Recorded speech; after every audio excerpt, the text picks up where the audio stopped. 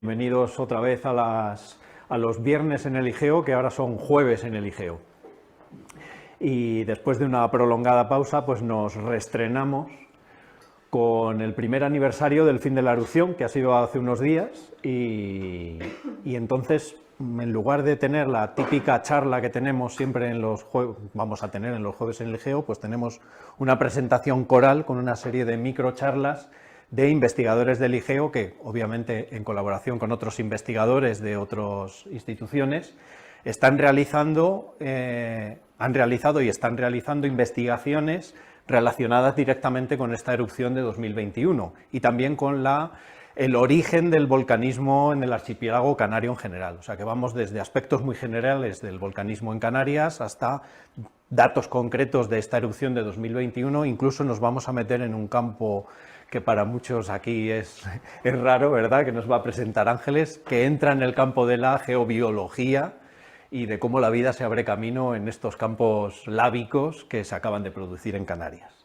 Bueno, por cuestiones logísticas no vamos a ir de lo general a lo particular, vamos a empezar con una presentación de Pepe, que nos va a presentar también, a ver, me he pasado de diapositiva.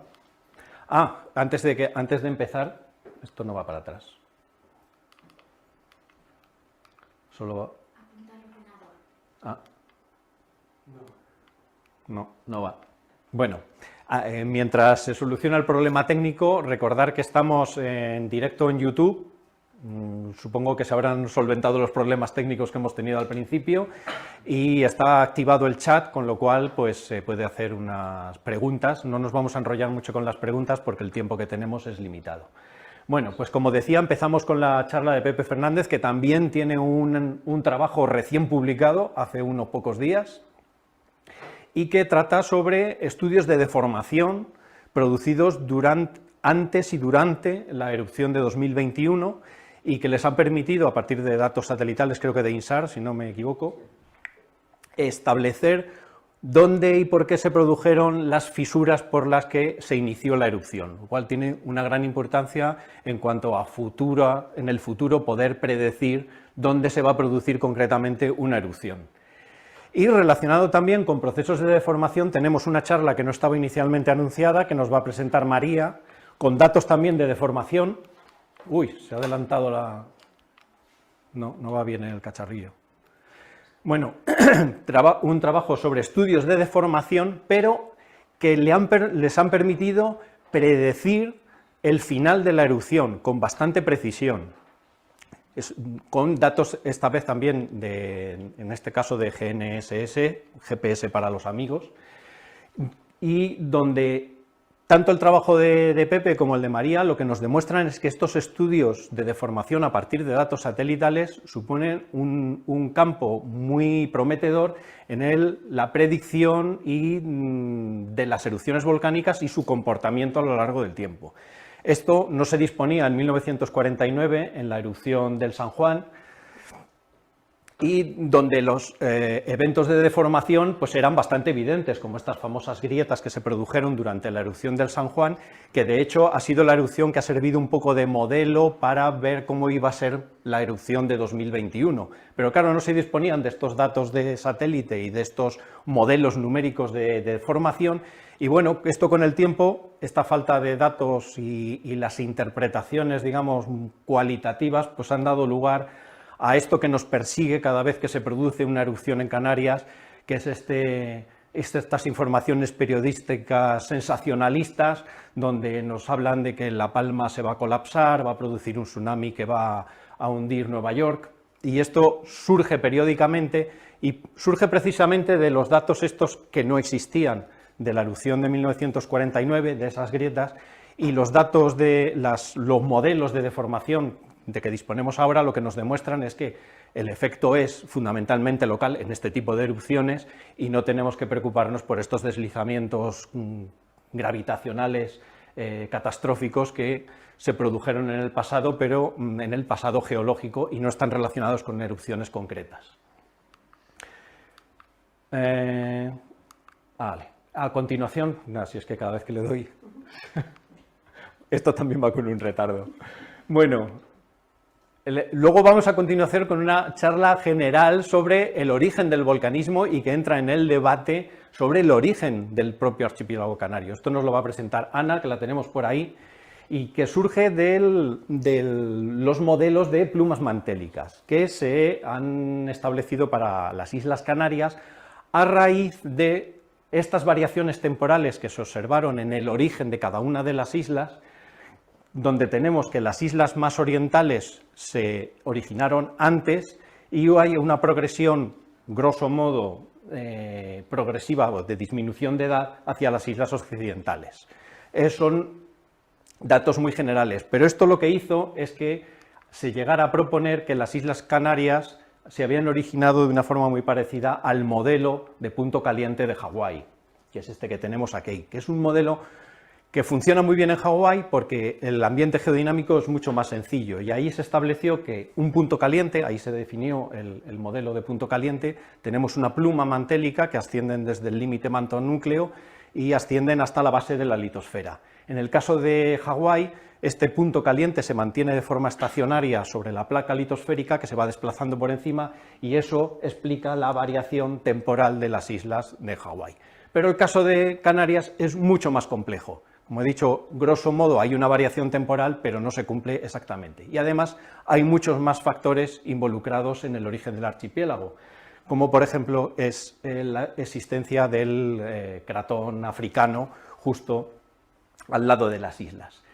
Entonces se han propuesto diferentes hipótesis para apuntalar el modelo de punto caliente en el caso de las Islas Canarias y se ha dado lugar a algunas hipótesis, como por ejemplo estas, que están basadas en datos geocronológicos, geológicos, geoquímicos, pero muy pocas veces con datos geofísicos. Y precisamente es en trabajos como el que nos va a presentar Ana los que nos ayudan a dilucidar y poder comprobar si algunas de estas hipótesis, desde un punto de vista termomecánico, haciendo una modelización numérica de estos modelos termomecánicos, es realmente posible que estos modelos hipotéticos de comportamiento de las plumas realmente se comporten así. Eso es lo que nos va a presentar Ana. Y para acabar, tenemos esta cosa que es bastante novedosa, no solamente en el caso del volcanismo canario, sino que aquí nos va a sonar un poco novedoso, porque no se ha hecho antes en Canarias, y es el estudio de la colonización de comunidades microbianas en lavas de origen basáltico. Esta foto yo creo que es de un trabajo en Islandia, donde estudian colonizaciones microbianas en los poros de los basaltos. Obviamente en islas oceánicas donde el volcanismo es más o menos continuo, pues han podido realizar este tipo de estudios. Yo sé que hay estudios en Islandia y en Japón, pero en el caso de Canarias no tenemos un volcán cada 2 días. Entonces, tenemos por primera vez la oportunidad de estudiar esta colonización de las comunidades microbianas en una lava recién emplazada en superficie desde el minuto cero de finalización de la erupción, y que nos explica un poco, tiene muchas implicaciones, tanto a nivel terrestre como a nivel planetario. Y bueno, ya no me enrollo más, porque si no perdemos el tiempo, y vamos a pasar a la primera presentación, y vamos a hacer las preguntas después de cada presentación, porque a Pepe no se puede quedar todo el tiempo, María creo que tampoco, vamos a ver si llegamos. Y entonces las preguntas las vamos a realizar justo después de cada una de las charlas, y así vamos avanzando. Pues nada, empezamos con Pepe. A ver, que quitas esto.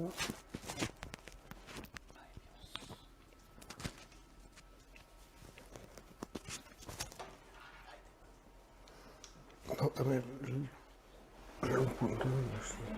el puntero. Ay, perdona, el puntero. Hola, buenos días.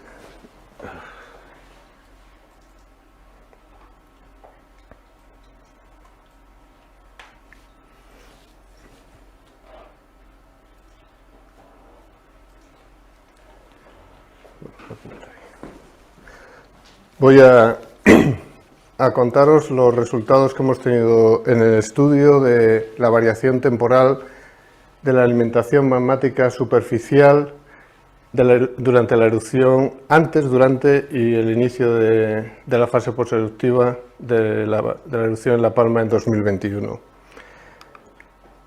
A ver.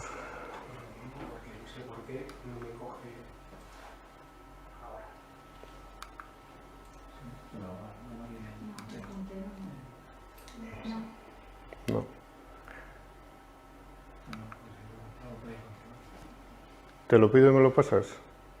¿El qué? Las transparencias no funcionan. Ah, vale, sí. ¿Me pones la siguiente, por favor? Esto os lo voy a contar en representación de un equipo de investigación formado por personal de diferentes instituciones y países, la mayoría de ellos de miembros del IGEO, de los que ha sido un auténtico placer y un orgullo trabajar con ellos y seguir trabajando en los próximos futuros. La siguiente, por favor.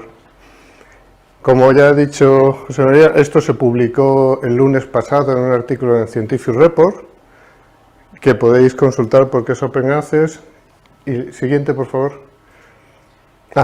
Y ahora voy a empezar hablando de qué herramientas hemos utilizado para hacer nuestro estudio. En las herramientas no voy a entrar a describirlas por cuestiones de tiempo.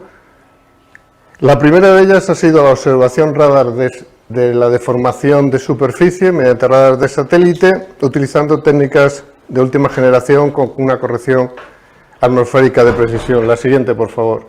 La segunda ha sido mediante el uso para interpretar estas deformaciones medidas de una nueva metodología desarrollada en el IGEO y que estuvimos optimizando y mejorando durante el proceso de la propia erupción, con lo cual los resultados son bastante recientes. La tercera es una información actualizada también por nuestro grupo sobre la estructura cortical de la isla, que tiene su importancia a la hora de interpretar. La siguiente, por favor. Y la última, también importante, es la información sobre la actividad reciente volcánica en el marco de la isla. Simplemente con una comparación gráfica entre la estructura y la actividad volcánica reciente vemos, cuanto más oscuro es una zona de menor densidad, vemos que hay una concentración bastante importante de la actividad volcánica de las erupciones históricas en la zona más débil de la isla. Para hacer nuestro estudio hemos considerado la anterior, por favor. Yo te lo pido. Las características de la deformación medida. Entonces, observamos que hay tres etapas. Nos hemos centrado en el año 2021 porque la fase previa estaba ya estudiada en otros artículos. Y vemos que en una primera fase tenemos una deformación suave y de pequeña magnitud.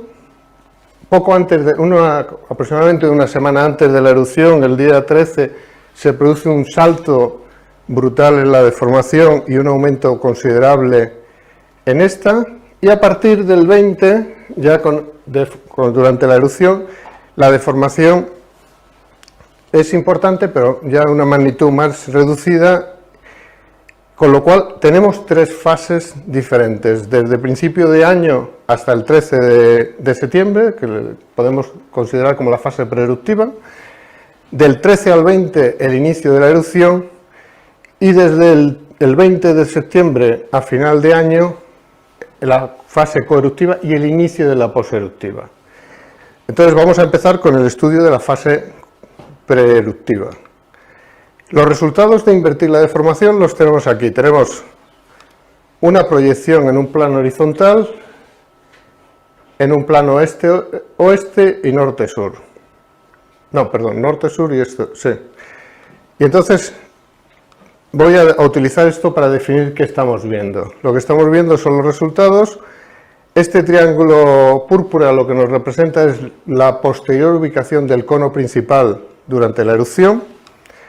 Los códigos de colores, las fuentes que van del naranja al amarillo, donde el amarillo es signo positivo, nos indicarían la fracturación vertical, fuentes Dick-Blick de fracturación vertical, movimiento vertical. Los tonos de verde con el verde más intenso, el signo positivo, nos indicarían fracturación horizontal. Las variaciones de presión las representamos en colores rojos para valores incrementos y negativos para decrecimientos, y las extensiones, eso nos representaría las fuentes de magma y gases o fluidos presurizados, y las fuentes de tensión que nos representarían los diques, que son las aperturas, de nuevo en morado, un poquito más claro que el cono volcánico, serían positivas, y en celeste negativos. Esto es lo que vamos a utilizar para representar los resultados de la inversión, las fuentes en profundidad que nos están produciendo la deformación en superficie. Lo principal que tenemos en este periodo preeruptivo es que nos aparece una fuente superficial o somera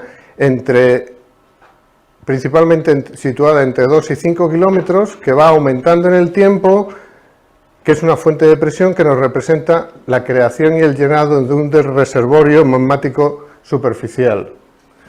Esto es un proceso, la siguiente por favor, es un proceso que se inicia a finales de mayo, es decir, estamos hablando de que estamos detectando intrusiones de magma 3 meses y medio aproximadamente antes del inicio de la erupción. Y luego, en julio, nos aparecen estas fuentes... gracias. Esto es lo que os decía. Y en julio...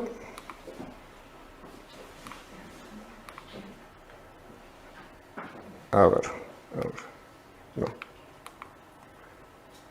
En julio nos aparece, casi 2 meses antes de la erupción, estas fuentes Dickel-Leak que nos están representando la fracturación en la parte inferior, donde, asociada a la subida de magma, que no podemos modelar esa subida de magma por la resolución espacial de nuestro modelado, pero que vemos que hay un aumento de volumen importante aproximadamente 2 meses antes de la erupción. Y esto nos representa la respuesta frágil de la corteza a un ascenso más masivo de magma. Si observamos dónde se ha formado esta acumulación, vemos que es en la zona con un volumen menos denso de la corteza, fracturado y probablemente con alta porosidad, capaz de albergar y transmitir fluidos. Y, como vimos, aquí es donde ha habido la mayor concentración de erupciones históricas.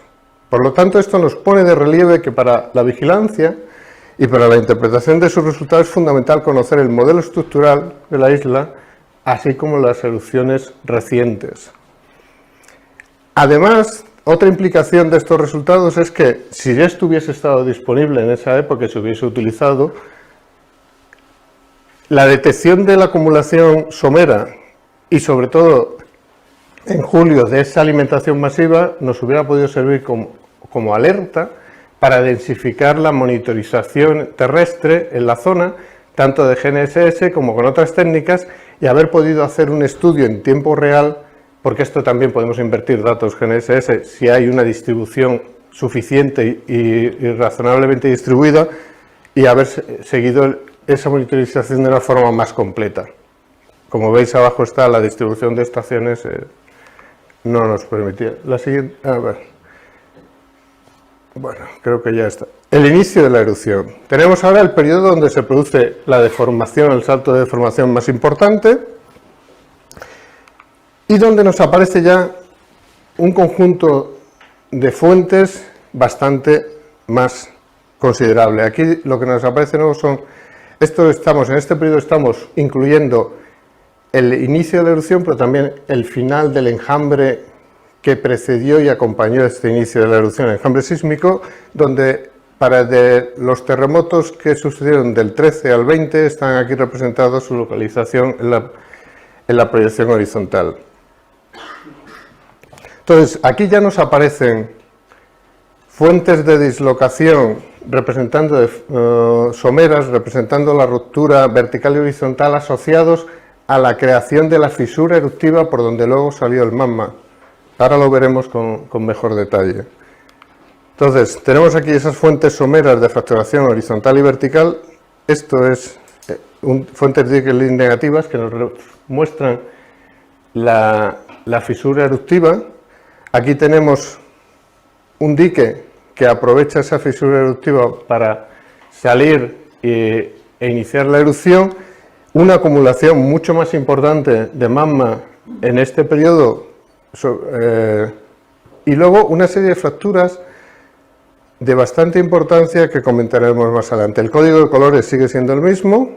Vamos a fijarnos en la estructura de presión y de tensión que nos representa el cuerpo intrusivo magmático.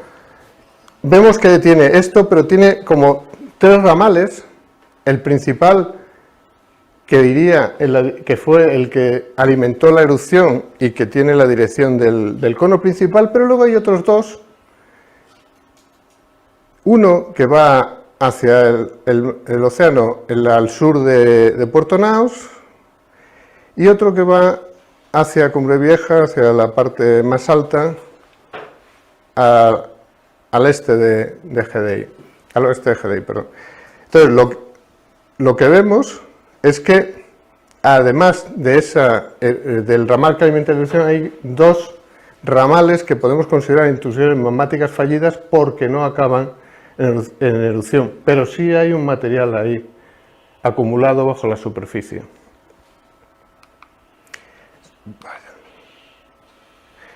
Además, si consideramos las fracturas, vemos dos cuestiones importantes. Hay una fractura que luego he leído en la prensa que se observó en esta dirección en superficie en algunas zonas.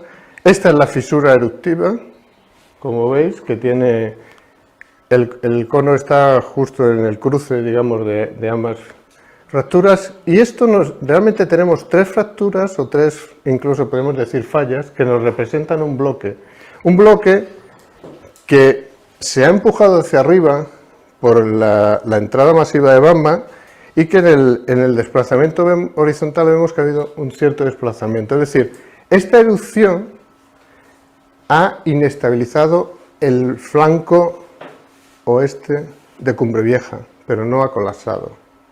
Lo que nos dice es que, evidentemente, para que colapse haría falta una sucesión de erupciones u otro mecanismo, o una erupción muchísimo mayor. Con lo cual eso ahora mismo no tenemos por qué ser. También hay otra cuestión, y es que esta combinación de fracturas y sistema de alimentación nos permite o nos puede ayudar a explicar peligros poseruptivos, como puede ser las emanaciones de gases que existen en Puerto Naos y La Bombilla, que si os fijáis están justo aquí. Y que probablemente con estas configuraciones se pueden explicar. De nuevo, volvemos a ver que la fisura eruptiva se ha formado sobre un alineamiento de mínimo local, digamos la zona donde era más fácil romper. Lo que vemos es que la intrusión magmática es vaga y lo que busca es la zona más fácil de romper. Con lo cual sí podíamos haber intuido que probablemente si aquí se había acumulado el magma, la zona más débil era esta, es lo que comentaba, de que quizás se podía haber pensado por lo menos en la opción de que hubiera una erupción fisural saliendo por ahí. Y evidentemente el conocimiento y el uso de esto lo que nos tiene implicaciones en vigilancia, pero también tiene implicaciones en la planificación urbana en la isla y de infraestructuras, incluso en la propia reconstrucción. Es una información a considerar, o una más a considerar en la propia reconstrucción de la isla, y evidentemente en la elaboración de mapas de peligrosidad y de riesgo. Y ya nos vamos a las fases co- y poseruptivas. Sí, ya. La siguiente, por favor. ¿Funciona aquí ya, en teoría? No, unas veces sí, otras no. Ahora, bien, Es que va con el pie. volvemos a tener aquí las proyecciones horizontales este-oeste y norte-sur, con el mismo código de colores, y vemos, estos son durante la fase coeruptiva. ¿Me pasan las...? Ya. Y aquí tenemos el día final de la erupción y a final de año, que sería el principio de la fase poseruptiva. Ya no. Ahí. Bien, aquí vemos... A ver, perdón. Aquí vemos dos cuestiones importantes. Y es que en esta fase, en la fase coeruptiva, las fuentes que aparecen, fijaros que lo que nos estamos modelando son variaciones. Entonces, lo que ha variado antes, ya no lo modelo, me lo ha dado la deformación, con lo cual probablemente queda bastante acumulación de magma en esa zona. Y estamos viendo las variaciones. Las fuentes que aparecen ahora y que nos muestran esas variaciones son fuentes bastante someras. La mayoría está situada entre los 2 primeros kilómetros de profundidad bajo el nivel del mar. Y no se observa ninguna acumulación masiva como había anteriormente. Esto es consistente con los resultados de petrología y la observación que se hizo de que una vez pasados los primeros, o la primera semana, los primeros días, la alimentación de la erupción venía desde zonas más profundas.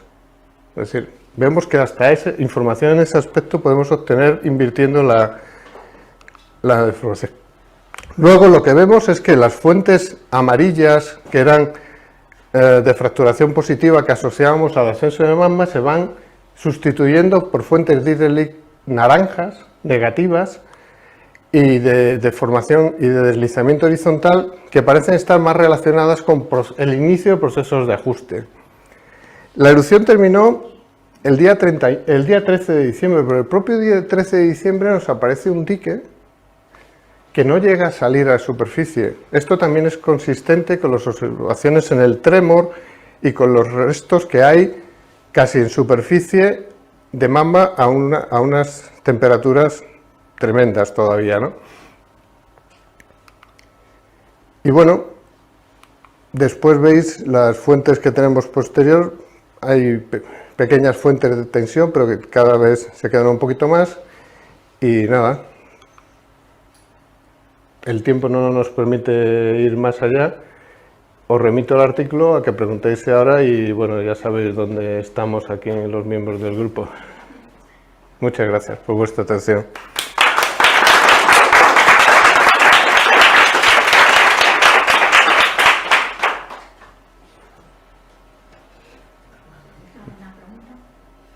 Si tenéis alguna pregunta. No, espera, te pregunto yo. No, una duda. Cuando dices que se han abierto dos estructuras, que los llamas ramas,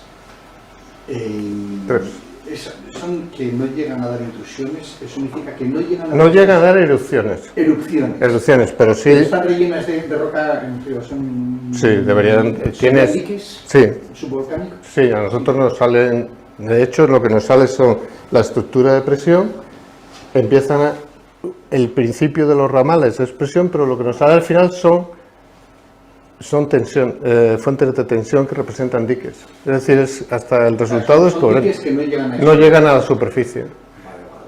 Y entonces, evidentemente, esto como hablaba con Pepe Rosso, la forma de verificar esto es muy fácil, es hacer gravimetría en la zona. Entonces tendrían que aparecer unas anomalías asociadas a esas masas y es de fácil verificación. Pero la composición del dique sería similar a la de la roca encajante.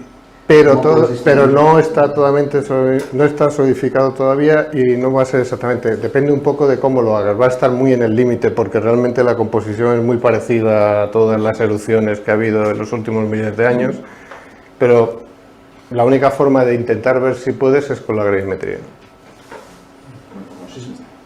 O con sísmica, lo que pasa es que, claro, la diferencia que vas a tener es, uno está un poco más fluido y la temperatura. Entonces, bueno, o probablemente con la combinación de ambas.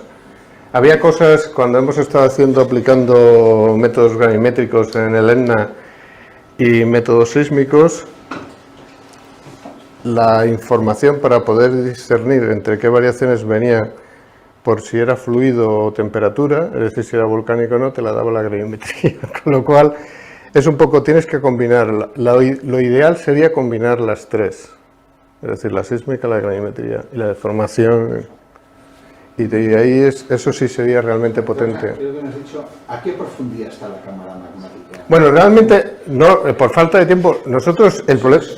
No, hay una cuestión bastante clara. Nosotros tenemos una limitación que nos viene. Tú llegas a una profundidad al invertir en función del área que cubres con tus datos. Entonces, los datos que tenemos, la isla es muy pequeña, está en torno a la decena de kilómetros, llegamos con precisión hasta los 8, con nuestra metodología, llegamos con precisión, resultados fiables, 8 o 10 kilómetros de profundidad. Eso enlazaría con los resultados de la tomografía sísmica, que no ha sido capaz de detectar el reservorio superficial, pero sí ha detectado a esas profundidades, a partir de esas profundidades, un gran reservorio que estaría alimentando eso y otras erupciones que ha habido.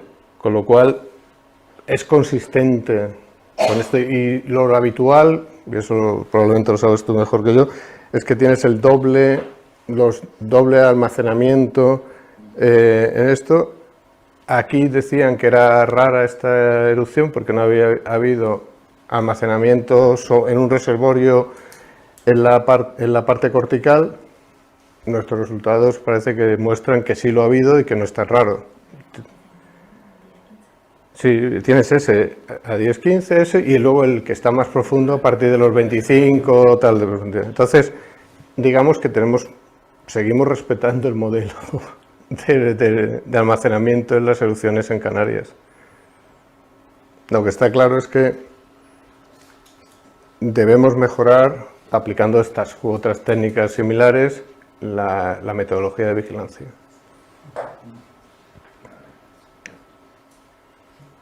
Muy rápido.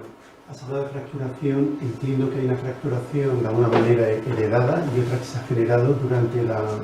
Sí, ahí tienes un material que no está muy compactado, que es poroso, que está ya bastante fracturado, y lo que tienes, y es difícil de ver, es que es nuevo y que es una activación de fracturas ya preexistentes. Realmente lo que son en las zonas que se están... Realmente nosotros tenemos una resolución en nuestro tamaño de elemento de en torno a los 300 metros de lado, y evidentemente hasta que no tienes una acumulación que sobrepasa eso de forma clara no puedes detectarlo. No te va a subir en paquetes de 300 metros el magma, pero sí te va a subir a través, produciendo una activación en las fracturas o fracturando el terreno. Y entonces eso es lo que detecta el modelo. Por eso es quizás una de las novedades. Y otra novedad también importante es que lo que hacemos es una inversión en serie temporal, sino que obtenemos una serie temporal. De hecho, lo que hemos invertido son resultados desde enero de 2017 hasta diciembre de 2020 y ahora estamos 2021 y ahora estamos invirtiendo el 2022. Y lo que eso te permite no solo detectar, sino estudiar la evolución temporal de las fuentes, que ahí os he mostrado alguno. Tenemos vídeos que están en el material suplementario del artículo donde puedes ver cómo van variando y cómo se va produciendo esa... La verdad que quedan bastante bonitos, pero es que si los pongo ya sí me iba del tiempo. Bueno, pues gracias a todos por venir, también a las personas que están conectadas online. Y bueno, este es un trabajo como mucho más general, pues y toca con el debate sobre el origen de las Islas Canarias, ¿no? Que siempre ha sido, pues en las últimas décadas, y sigue siéndolo, un tema muy controvertido, ¿no? Entonces, bueno, aquí también un logo que he robado para expresar también la solidaridad que todos tenemos con los afectados de La Palma, y que aunque a nosotros nos interese científicamente mucho el problema, pues claro, tampoco nos olvidamos de la tragedia que todavía hoy sigue, ¿no?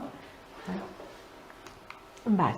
Bueno, pues por poner un poco el contexto geodinámico de toda esta región, ¿no? Pues aquí el Atlántico central oriental, tenemos una zona donde tenemos 5 hotspots o 5 puntos calientes, es decir, zonas donde hay un vulcanismo que en principio no está asociado a los procesos típicos que ocurren en los bordes de las placas. Entonces, bueno, estos serían Azores, al sur Great Meteor, Madeira, no sé, la verdad, no. Bueno, pues sería Madeira, Canarias, ¿vale? Y al sur Cabo Verde. Entonces, aquí es el inset donde muestra esta zona, y entonces hay que destacar que mientras que la edad de las islas es desde el Neógeno, ¿vale? En concreto pues desde hace 23 millones de años, se sitúan en una litosfera oceánica muy antigua, ¿vale? Estos tonos lilas, ¿no? Indican que es edad jurásica, ¿no? De unos 180 millones de años. Es decir, que se forman por procesos que no están asociados a la apertura del océano Atlántico. Vale, entonces, por seguir hablando un poco de lo que hay en profundidad, ¿no? Esta sería pues una imagen que bueno, que ha proporcionado la Agencia Espacial Europea a partir de modelos litosféricos globales. Entonces, aquí 400 kilómetros de profundidad, vemos que en toda la zona el manto terrestre está muy caliente, ¿no? Estos tonos naranjas serían eso, una anomalía de un exceso de unos 100 grados de temperatura. Entonces ya nos indica eso, que toda la región es bastante caliente, ¿no? Y por eso hay tantos puntos calientes. Entonces, bueno, si hablamos un poco de la edad del vulcanismo, pues con colores negros aparece la edad, digamos, del vulcanismo subaéreo, ¿no? Sería de la formación, la edad más antigua de formación de las islas. Y luego, en tonos dorados, sería pues edades de las montañas de vulcanismo, de las montañas de los volcanes submarinos. Entonces, grosso modo, como comentaba antes José María, se ve una disminución de la edad de las islas desde el este hacia el oeste, ¿no? Tenemos 23 en Fuerteventura, millones de años, y solo 1,1 o 1,7 en las islas más occidentales, ¿vale? Es decir, que son las islas más jóvenes, ¿no? Y también las más activas, pero aquí ocurren cosas sorprendentes, como que en todas las islas, o prácticamente todas, hay actividad reciente, ¿no? Por ejemplo, en Lanzarote pues tenemos la erupción que duró 6 años de Timanfaya, es decir, que desde un extremo a otro sigue habiendo actividad volcánica. Y además, también en esta figura quiero destacar cómo las islas, bueno, están en el margen africano y también muy cerca del borde del cratón del oeste de África. Entonces, como veremos, esto puede influir bastante en la formación y la evolución de las islas. Vale. Ay, perdón. Ay, espera. Poco a poco. Vale, entonces, digamos que la hipótesis clásica que se propuso para explicar el origen de las islas sería pues una pluma mantélica. ¿Esto qué sería? Una columna de material caliente, de baja viscosidad, que atraviesa todo el manto y parte de la discontinuidad entre núcleo y manto. Si este material, este magma, es capaz de romper la superficie, pues generará un edificio volcánico, ¿no? Pues ya será una isla o un volcán submarino, ¿no? Entonces, esto, como está enraizado a una profundidad muy grande, se supone que es estable a lo largo de decenas o centenares de millones de años. Entonces, esto nos da como una referencia fija.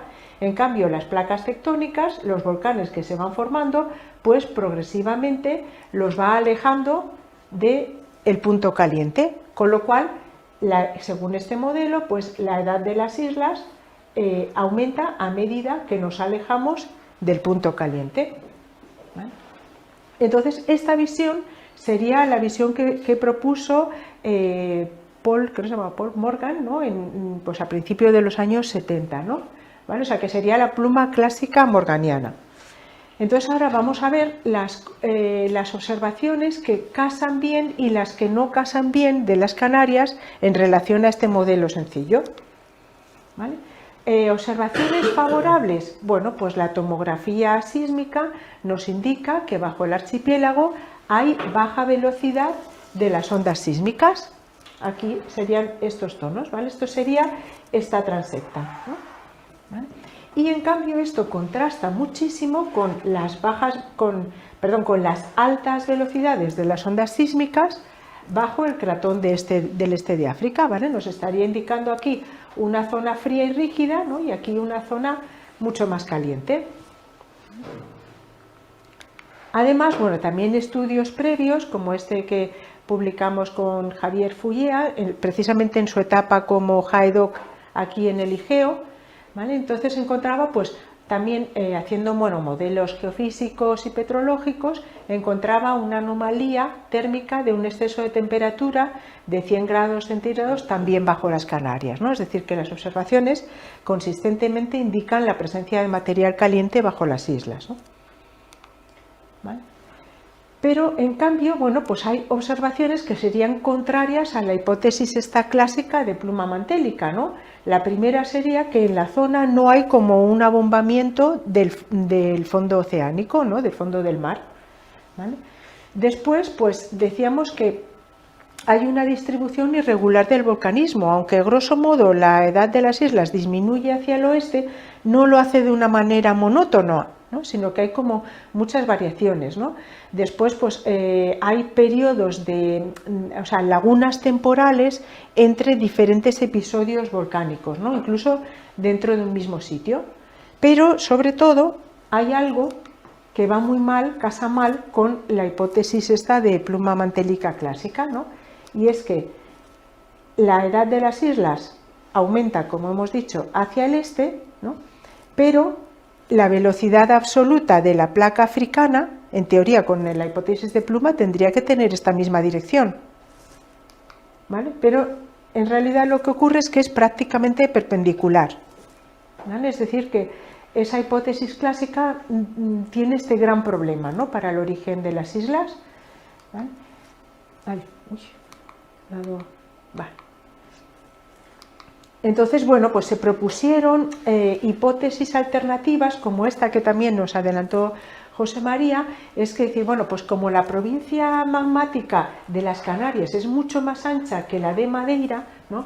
Pues puede estar, los blobs estos de ascenso de la pluma pueden estar afectados por convección de esquina, ¿no? Esta celda que se forma aquí, ¿no? Por la presencia del borde del cratón africano.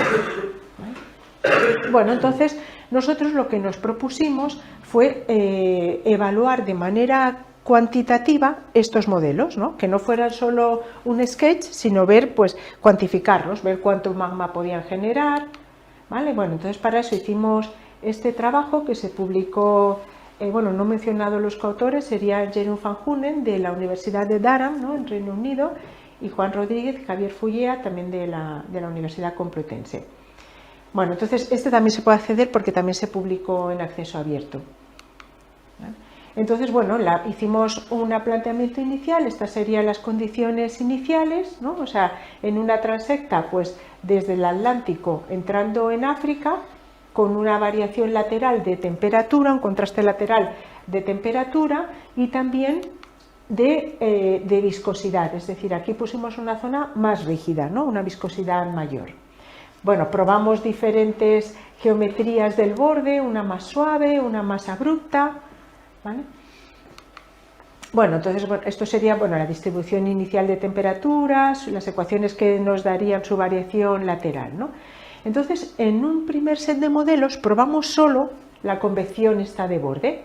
Y entonces, claro, lo que obteníamos es que daba muy poco vulcanismo, durando muy poco tiempo y solo adyacente al borde del cratón, no en una zona tan lejana a 700 kilómetros como el Hierro, ¿vale? Con lo cual solo el modelo de convección de esquina no nos servía, ¿no? Para explicar la zona, ¿vale? Bueno, esto, bueno, utilizamos un código abierto, resolvimos, no voy a entrar en el detalle, pero resolvimos las ecuaciones clásicas de la convección, ¿no?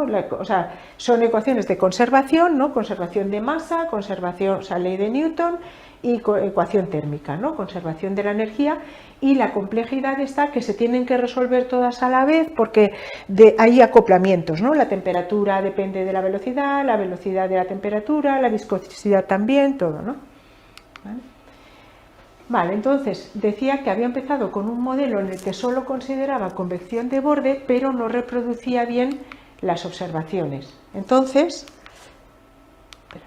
vale, entonces dijimos, no, hay que forzar ascensos calientes, porque como además sabíamos que el manto aquí es caliente, entonces aquí en un segmento de la base del modelo pusimos un exceso de temperatura, ¿no? ¿Vale? Que se conceptualiza así con aplicar aquí un fuego, ¿vale? Entonces esto lo hicimos eso, para forzar ascensos, o sea, para ascensos de penachos, ¿no? O de plumas.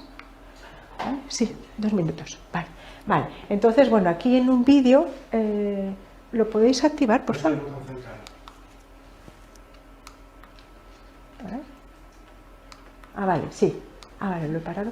Vale, entonces se ve que la pluma asciende, pero ojo, no se queda fija, sino que se va balanceando lateralmente. Se va acercando, luego hay una fase de alejamiento, ¿vale? Con lo cual tendríamos ascenso de una pluma, pero por el efecto del cratón, está balanceándose lateralmente, ¿vale?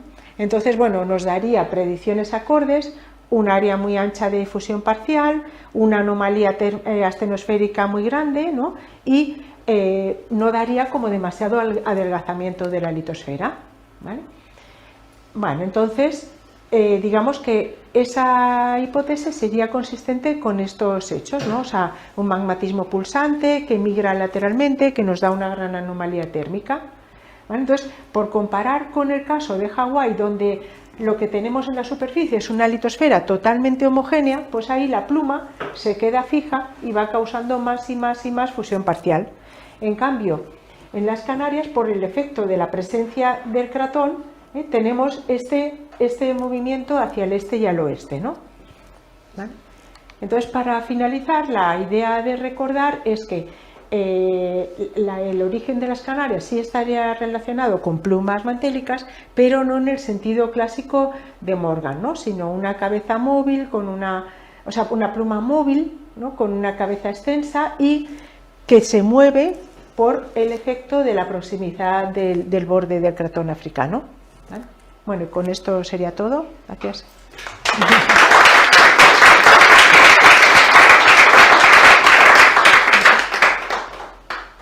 Vale.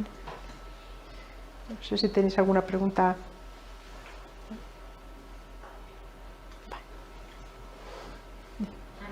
Para los modelos, tengo una pregunta práctica. Para correrlo a un modelo y todo esto, aunque es un modelo en 2D, ¿cuánto tiempo te lleva? Por una simulación, a lo mejor 2 días o así, en un server que entonces lo corrían uno de 8 cores solo. Ahora, un día más o menos tardarían ahora, porque aunque tienen bastante resolución, como es 2D, ¿vale? Los problemas cuando tienes geometrías tridimensionales, ¿no? Pero si no, un día más o menos la simulación. Sí, otra cosa. ¿Habéis visto algo de control tectónico en las islas? Porque también como alternativa siempre al punto caliente se hablaba de que hay ciertas direcciones predominantes y algunas alineaciones con el Atlas. ¿Era por si lo habéis considerado o...? A ver, digamos que claro, la parte de la deformación litosférica, claro, este modelo como que no la resuelve, pero claro que al final el control tectónico es muy importante porque va a ser las zonas que son menos resistentes, son las que al final se van a fracturar para permitir el ascenso de magma, ¿no? Y luego respecto al Atlas, porque es verdad que se propuso, ¿no?, que la pluma podía continuar hacia allí, ¿no? Lo que pasa es que, claro, esa continuación hacia allí no sería consistente con que la edad de las islas sea precisamente más jóvenes en el sentido contrario, es decir, hacia el oeste. Entonces, bueno, es cierto que desde Canarias, Atlas y Mediterráneo occidental, toda la zona es caliente, ¿no? Toda la zona, o sea que podían ser procesos que a lo mejor no están relacionados, pero ocurren también por ser en manto caliente, ¿no? Vale. Bueno, pues pasamos. Sí.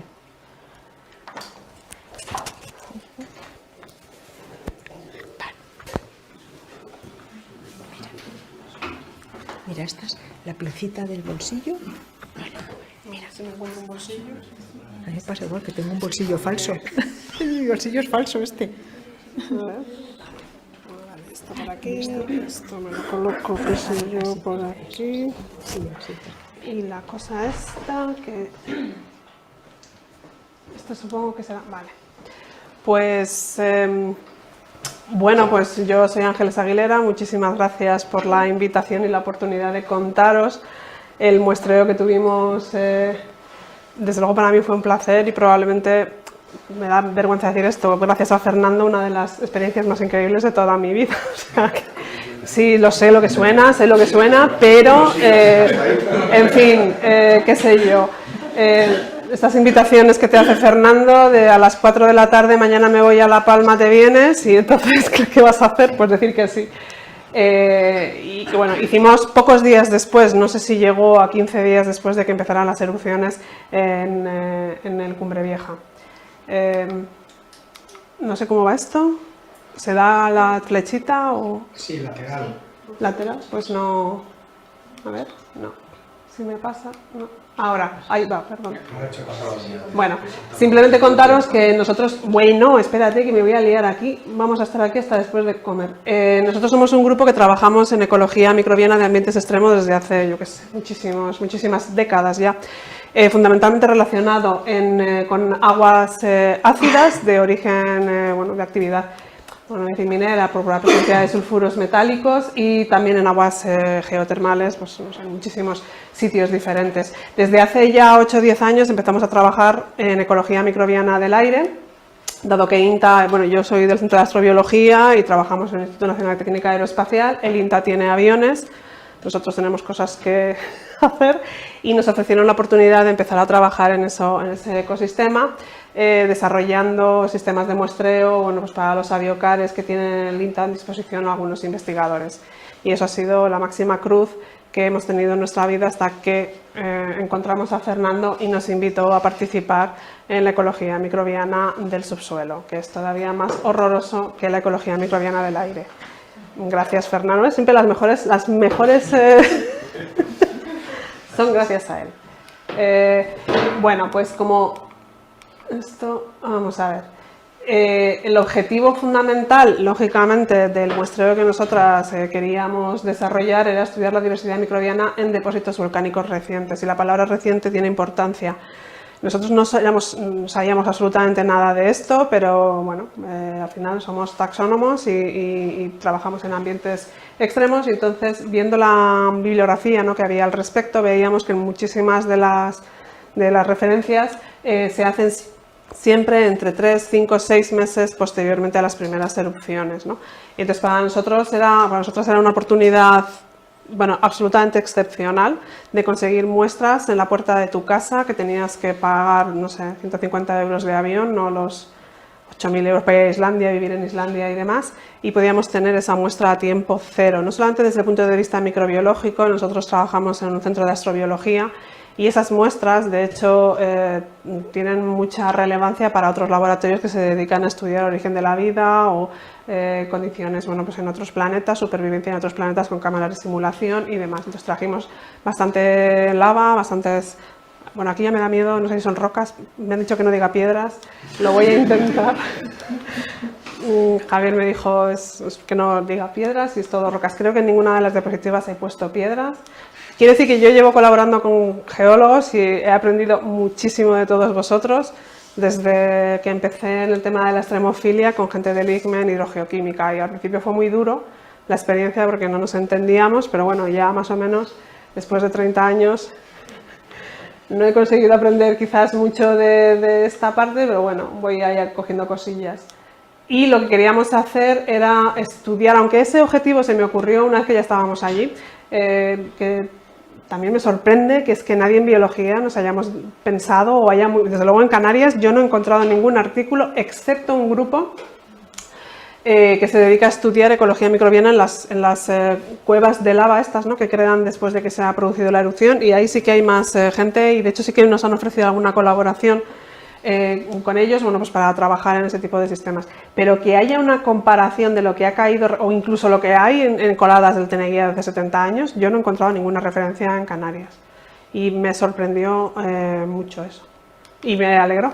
Entonces, como consecuencia de la invitación de Fernando para venir a La Palma, muestreamos aproximadamente, creo que son 6 o 7 zonas relacionadas o cercanas a las diferentes coladas que se estaban produciendo en ese momento. Ya os digo, creo que llegamos como 2 semanas, no sé si llegó a 3 semanas después de que empezara la primera erupción. Y luego además también muestreamos un par de veces o en un par de sitios en las coladas del Teneguía, que no sé si llevan 60, 70 años, 71 años expuestas a la... Ah, del 71. Pues 50. Uy, casi, mira. Uy, no voy a decir mi edad. Uy. Bueno. En fin. Sí, yo ya estaba en el planeta, sí. Entonces, aquí tenéis un poco, por poner una idea del número de muestras que recogimos. Y del Teneguía, pues cogimos muestras de ceniza que estaba recientemente, bueno, pues caída. Bueno, yo es verdad que la ceniza del Teneguía llamo a aquellas partículas que están como que no son piedra, claro, y no son rocas, perdón, y alguna muestra, bueno, pues también de roca. Para que veáis, bueno, esto es lo que yo llamo cenizas, entiendo que básicamente más o menos está bien. Este es Javier con unos guantes, que esto también me cuesta, y recogiendo muestras tanto de superficie, en aquellas zonas en las que la caída de ceniza era muy... Esto es tiempo real, se nos estaba cayendo constantemente ceniza. Yo tardé días en quitarme la ceniza de los pantalones, del pelo, de absolutamente todo. Entonces, aunque llegamos 15 días o así después, esto era absolutamente recién caído, ¿no? de lo que nos estaba cayendo del volcán. Se recogen en muestras estériles, intentando mantener la mayor cantidad de cosas estériles en contacto con el... en aquellas zonas en las que podíamos, hacíamos un pequeño transecto, cogíamos muestras de superficie, por eso veréis que muchas hay S, P y M. Hacíamos un pequeño transepto, bueno, pues por ver si veíamos algo. Y también cogíamos muestras de las laterales de las coladas. No estaban excesivamente calientes, no estaban ya frías, llevarían pues algún día, por lo menos en las zonas, en algunas de las zonas, ¿no? En una que os comentaré, que no sabemos qué pasa con esa muestra.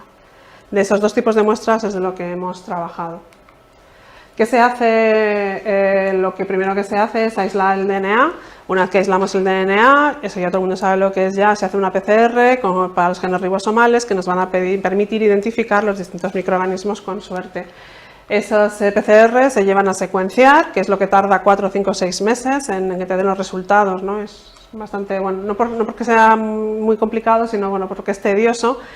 Y desde hace 2 años todos los sistemas de secuenciación del universo del planeta están dedicados a COVID. Entonces todo lo que sea muestras de la palma dicen, bueno, pues te lo pongo a lo último y ya veremos a ver.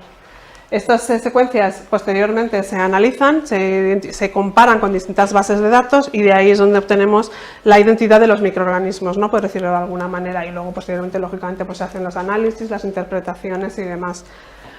Daros una idea un poco bueno, esto era bastante más largo cuando, por eso que he resumido un poco la cantidad de muestras que analizamos, el panorama no era pues muy alentador, la mayor parte de las muestras daban cantidades de DNA inferiores al límite de detección de los equipos. Esto es un clásico en ambientes extremos, bueno y por supuesto después de trabajar en el aire ya 0,0, o sea, a mí estos números cuando trabajaba en aguas ácidas, yo esa muestra la tiraba a la basura, eso estaba absolutamente estéril para mí. A partir de ahora esto era oro puro, o sea, cuando encontrábamos esta cantidad en el aire, bueno, espectacular, y entonces, bueno, pues se sigue adelante. Y gracias a que el sitio donde nosotros llevamos a secuenciar las muestras le dedican mucho esfuerzo a hacer las amplificaciones, aunque pone fuera de rango, de todas se obtuvo genes y se obtuvo luego, bueno, pues secuenciación. Entonces, aunque esté fuera de rango, quiere decir que prácticamente no hay nada, excepto en las coladas del Teneguía, que aquí veis que bueno, no es para echar cohetes tampoco, que son estas. Bueno, y la LP7 que nadie sabe qué demonios está pasando con esta muestra, y ahora os contaré un poco por qué. Para que veáis un poco lo que ponía en la bibliografía y en la literatura, bueno, pues en aquellos artículos de erupciones, pues en Islandia o en, bueno, pues yo qué sé, en Hawái, en sitios estos, bueno... Japón, pues suelen dar una cantidad de 3 a 5, que ya es una pasada, de nanogramos microlitro. Esto es un poco engañoso porque no todos utilizan el método este, que es el más sensible para medir. Entonces hay métodos que sobreestiman la cantidad de DNA, pero bueno, para que os deis cuenta. Cuando trabajamos en biofilms, o sea, en verdaderas cantidades de bacterias o de algas o de lo que sea, por ejemplo en Río Tinto, que es un ambiente extremo, daros cuenta que hay muy poca biomasa también, estamos obteniendo cantidades de más de 200 nanogramos por microlitro. O sea, es un montón de órdenes de magnitud inferior a lo que estamos teniendo en las muestras de La Palma. Bueno, esto nos genera un problema enorme y es, nosotras siempre vivimos aterrorizadas con la contaminación. Todos los kits de extracción de DNA, de secuenciación, de absolutamente todas las cosas que utilizamos para las extracciones de DNA y luego pues para las polimerizaciones y demás, todos están contaminados y llevan sus bacterias, no son sitios estériles. Entonces, tenemos unas librerías enormes de secuencias de esos kits, de los reactivos que utilizamos, en los que hemos secuenciado y sabemos qué organismos serían los contaminantes. ¿Vale? Daros cuenta que es que tenemos 0,000, o sea, y vamos a forzar al máximo esas condiciones de PCR para intentar amplificar todo lo que exista, sea la bacteria que se me ha caído del guante, sea absolutamente todo, ¿vale? Lo que Javier ha tocado en la bolsa, lo que, en fin, todo ese tipo de cosas, es tal la capacidad de secuenciación que existe en la actualidad con las nuevas técnicas que lo va a secuenciar todo.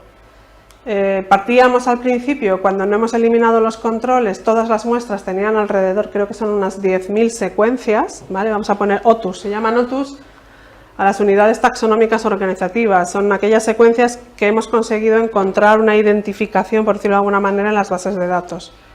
Entonces teníamos, digamos, como 10 microorganismos o secuencias de microorganismos, y cuando quitamos todas esas librerías de controles, en la mayor parte de las secuencias nos quedamos con alrededor de 30 o 40. Pasamos de 10.000 a 40. O sea, somos súper estrictos. Si relajas esas condiciones, pues podríamos subir el número de muestras o el número de secuencias que tenemos, pero tenemos el pequeño problema de que a lo mejor no venían de la palma, sino del tubo de extracción de DNA. Entonces, es un ambiente en el que prácticamente pues, no hay nada. Eso no me extrañó. Lo que me alucina es que hayamos sido capaces de cuantificarlo. O sea, y ahora os contaré un poco. Bueno, veis que las muestras del TNGuía, estos que serían las muestras un poco de superficie y de profundidad y una mezcla de las tres o de las dos muestras, tienen, bueno, pues 1.400, 1.200 unidades de estas, ¿no? Secuencias que se pueden identificar o que han dado algún match con alguna de las bases de datos que utilizamos. Está la LP7 y la LP8, que es una muestra también del TNGuía. Entonces, bueno, esto era lo que se esperaba encontrar. Lo que no esperábamos mucho era encontrar, no digo vida, porque vida la va a haber, o sea, desde que caen las cenizas hay microorganismos en el aire que se van a pegar a las cenizas y que van a ser aerotransportados y van a caer esas cenizas, desde el momento cero. O sea, eso no me...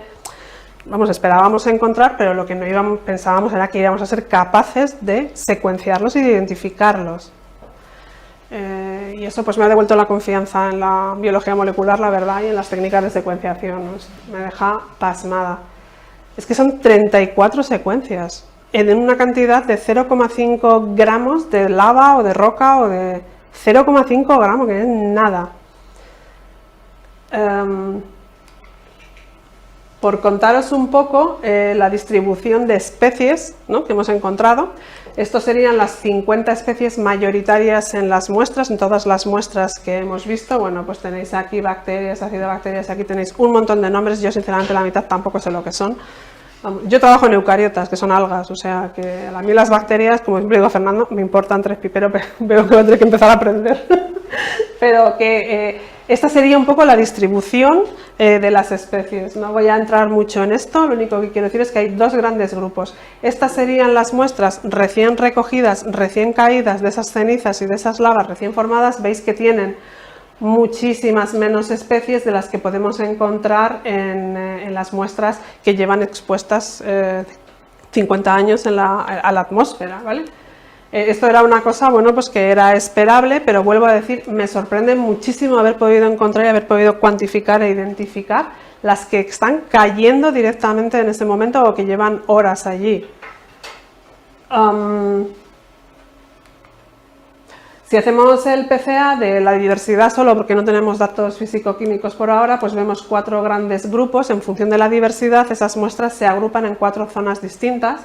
Una que corresponde a todas las muestras recientes, las que acaban de caer, las cenizas y la lava reciente. Tenemos la LP7, que es, yo es que sigo sin entenderlo, era la última muestra que recogimos, casi estábamos, no sé si hay alguna foto ahora, lo más cerca del volcán que se podía estar, y era de la ceniza que estaba cayendo en ese momento, de la ceniza que nos estaba cayendo, y es una de las muestras que más diversidad tiene. No lo sé explicar porque no debería, no sé. Y luego estarían la LP5 y las que son las muestras del TNGuía, ¿no?, las muestras, bueno, pues más antiguas. Cuando hacemos este tipo de análisis, este otro tipo de PCA en el que ya metemos qué microorganismos son los que están produciendo esa separación, por qué esas diferencias están ocurriendo y qué microorganismos son los responsables. Aquí también ha sido otra sorpresa bastante,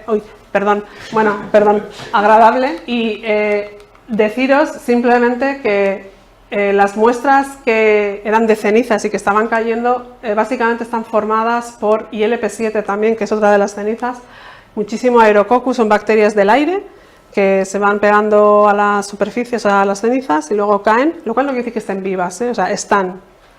Perdón. Y todas estas de aquí, la marmorícola, el Limnobacter, las Benchicaceae, el Acidimicrobium, Trubepera y Rubobacter, todas estas son extremófilos termófilos. Son bacterias que son capaces de vivir a temperaturas relativamente altas y son las muestras que están, bueno, pues fundamentalmente en el Teneguía, ¿no? Todo este tipo de microorganismos. Y estas de aquí, las de LP7, que son Marmorícola y Limnobacter, se han encontrado, que os digo, son cenizas que estaban cayendo en ese momento. Son también organismos extremófilos encontrados muchas veces en cenizas de erupciones en Japón. Hay un par de artículos de este tipo de microorganismos. Bueno, algunas conclusiones. Más del 30% de las secuencias no han podido ser clasificadas, lo cual quiere decir que son microorganismos nuevos que no han sido puestos en las bases de datos. Y nada, simplemente bueno, agradecer a Fernando la oportunidad, a Javier y a Íñigo, que fueron los que se agacharon a recoger todas y cada... No, pues para mí eso y ayudarme en absolutamente todo. Bueno, y a la gente del laboratorio, que en realidad son las que han hecho todo el análisis y la parte mecánica, ¿no? de las extracciones y demás. Y nada más. Muchísimas gracias.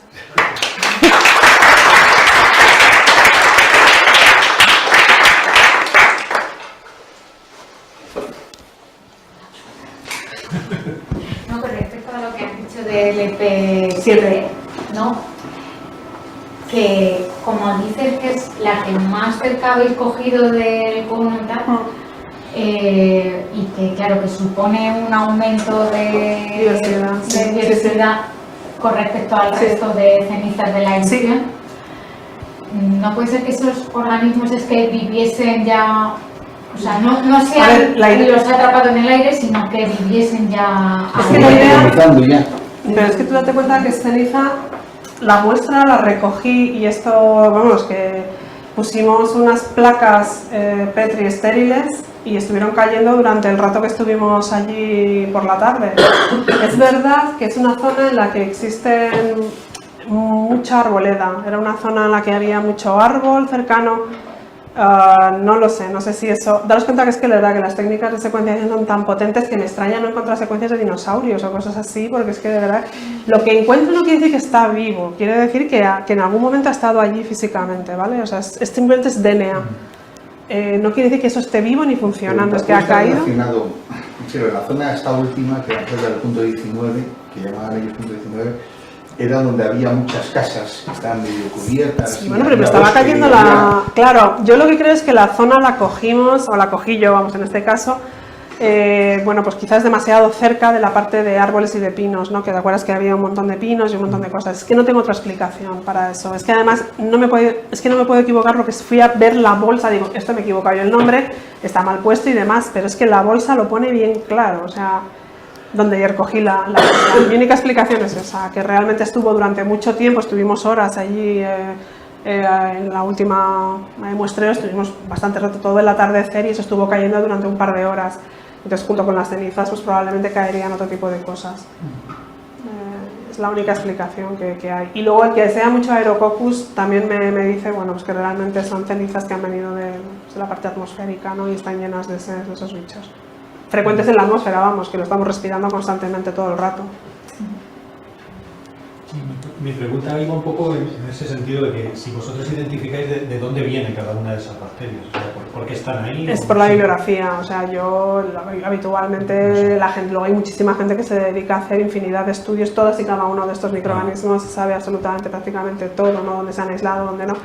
Hay millones de personas trabajando en ecología microbiana, en bacterias, algunos son patógenos, y del aire ni te cuento, muchos son patógenos y demás, y sí, se tiene mucho conocimiento de cualquier lado. Es que yo he visto totalmente aerotransportados, sí, sí. No, es que he visto ahí en la foto de que está recogiendo la muestra lo que parecían huellas de perro. Sí.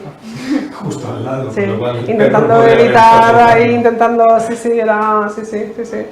Y tenías un poco de todo. Es verdad que, bueno, intentamos ver que fuera una zona en la que realmente estuviera cayendo justo ahí. A ver, esa foto quizás no es de las mejores porque es la única que tenía, no tengo fotos de nada, y tenía a Javier ahí y dije, pues lo coloco y ya está. Pero bueno, sí, o sea, había absolutamente de todo, ¿no? Al final era la zona, las primeras zonas donde puedes muestrear o donde paramos las primeras veces eran los pueblos estos que estaban completamente cubiertos y ahí estaba la UME, en fin, pues intentar encontrar una zona relativamente alejada del resto de cosas y muestrear ahí. Pero muchísimas de las secuencias están muy relacionadas con ecosistemas extremos, ¿no? Vulcanismo, cosas de ese estilo, lo cual, bueno, pues me da la garantía de que realmente no es un contaminante el kit de extracción de DNA. No hay mucho geodermatófilos, que es lo que tengo en las manos. Y cuando tienes esas contaminaciones que las intentamos quitar con esas librerías de control, pues tenemos esto. Esto te reduce mucho el número de secuencias, pero te aseguras un poco que lo que tienes es que está ahí, ¿no? Que lo has llevado tu arrastro. Pues nada más. Yo tengo una pregunta. La cosa un poco de ver esto es ver cómo evoluciona y cómo se va asentando la vida en esas nuevas superficies. Y me imagino que, claro, todos estos secuencias que habéis obtenido de los aerococos y todo esto, pues luego no tendrán mucha influencia en el resultado final, porque imagino que esa ceniza está muy caliente y, claro, ahí no creo que pueda eso crecer luego, sino que se asentarán a posteriori otro tipo de colonias. Claro, o sea, bueno, ya te digo, yo mi experiencia en el aire, lo que es brutal. Además, bueno, toda la zona de Canarias está muy influenciado por el desierto del Sáhara, por esas, bueno, eso es espectacular, la cantidad de microorganismos que se transportan en esas tormentas asiáticas, africanas y demás. Eso cae al suelo. Si te cae en una zona que está a 50 grados, morirá prácticamente todo el mundo y sobrevivirá alguien. Siempre sobrevive alguien. Yo no conozco ningún ecosistema en el cual no se haya encontrado vida. El Dayol, dicen, pero bueno, ahí hay controversia. Y en ambientes de pH 0,1 hay una de las algas más acidófilas de una liela que te forma unos biofilms verdes brutales. O sea, son transportes y los microorganismos se colonizan a base del transporte aéreo. Claro. Caen esporas de hongos, cae absolutamente de todo. Es increíble lo que estamos respirando todo el rato. Y lo que le va bien, pues porque tus condiciones y tu capacidad de adaptación es buena o estás dedicado a eso, o vienes de Japón, de una erupción que acaba de producirse y caes en Tenerife o en La Palma, pues eso sobrevive. Entonces, los estudios de ecología consisten en eso, un poco, ¿no? Ver las sucesiones ecológicas, que empieza lo primero y que empieza lo después. Pero realmente es relevante el tener muestras tan recientes. Y yo, desde luego, en la bibliografía he consultado los islandeses, que son los que más trabajan en esto, sobre todo, bueno, pues están dando tiempos de 3-5 meses de... Probablemente lo que no encontraban, o porque son artículos en los que, bueno, no son exactamente recientes y las técnicas moleculares avanzan muchísimo en cuestión de meses. Entonces, donde no tenías nada, ahora eres capaz de obtener este tipo de secuencias. Y eso también ayuda mucho. Una pregunta, ¿y en las erupciones submarinas se puede hacer algún estudio parecido? Sí. Sí, los hay. Sí. Ahí probablemente además la biomasa sea muchísimo mayor, bueno, no en el momento en el que se están produciendo, claro, porque al final existe una temperatura máxima a la que no crece nada, obviamente. Pero sí, o sea, y de eso sí que hay bastantes trabajos en los sedimentos y demás, sí. Y se trabajan de la misma manera, o sea, es lo mismo, la recogida de muestras, la extracción de DNA, la amplificación de los genes ribosomales que te permiten la identificación y luego la parte bioinformática, ¿no? El limpiar esas secuencias y asignarlas a las OTUs diferentes. Y sí, de eso sí que hay trabajos. ¿Y las teorías estas que dicen que el origen de la vida en la Tierra es por las erupciones en las dorsales oceánicas, por qué sería como más favorable? Pues fundamentalmente yo creo que es por la temperatura. La temperatura favorece que existan reacciones químicas, que existan relaciones entre las distintas sustancias químicas y eso puede favorecer la vida de alguna manera. Cuando estás mezclando un fluido termal con un agua del mar, hay unos cambios de redox brutales. Claro. O sea, aquí en los fluidos, por ejemplo, hierro 2, entonces, en el agua del mar hay hierro 3, el fluido profundo tiene H2S, el agua del mar tiene sulfato. Entonces hay un contraste de redox tan brutal que es donde la vida ocupa, digamos, tiene una posibilidad, o sea, que la vida saca la energía de aprovechar esa acción de redox. O sea, simplemente es que es el único punto en el cual hay un contraste brutal en la química de los sistemas.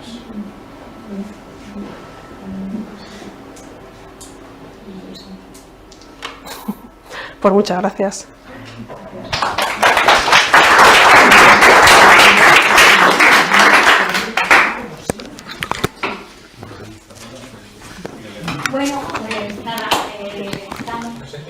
lo devuelvo al dueño. Díganme. Ay, perdón. Ahora. Damos por concluida la jornada de hoy y bueno, ya desearos a todos felices fiestas, aunque os esperamos la semana que viene en la fiesta que vamos a tener el próximo día 21 para despedirnos todos. Y bueno, continuaremos con los jueves del IGEO en enero con una nueva charla. Este año académico, digamos que nos hemos planteado hacer los jueves con una frecuencia mensual, pero bueno, continuaremos con ellos. Muchas gracias a todos por vuestra asistencia y también a la gente que está conectada de forma virtual. Gracias a todos.